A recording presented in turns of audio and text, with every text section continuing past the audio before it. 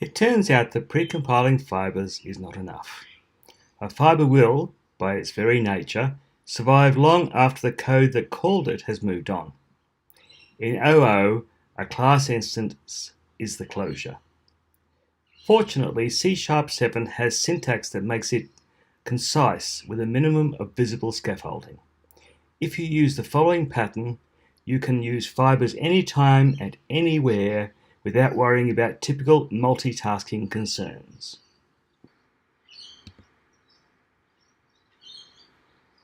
I create an inner class to provide a closure for the fiber to run in.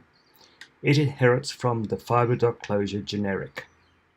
The first generic argument is the new class, so the underlying code can create it or reuse it from a cache.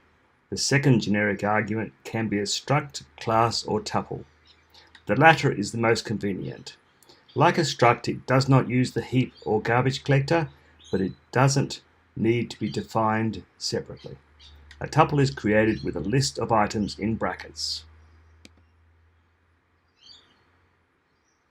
You only need to add and fill in the one abstract method, and top up the already created fiber instance with the work you want to perform. The parameters provided when the fiber starts are available in scope. Fiber step actions can be lambdas or references to methods. In both cases, it takes a single parameter fiber and does not return a value. And that's it. For a simple fiber, this only takes 4 lines. Calling a fiber is as simple as calling the static go routine. Note the double brackets. The inner one builds a tuple struct to send. For code clarity, you can add the tuple component names. A fiber closure exposes the onComplete emitter and the fiber that was run. For wait for, neither is needed, as there is a closure override. If we need the results later, we will need to take a copy of the scope. Because the tuple is a struct, the assignment is a copy, not a reference.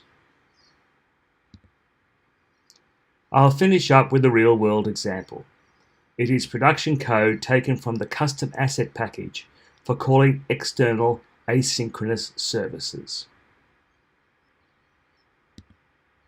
The above is just placeholders for code in the service class. Call service below is the only public method needed to call the service.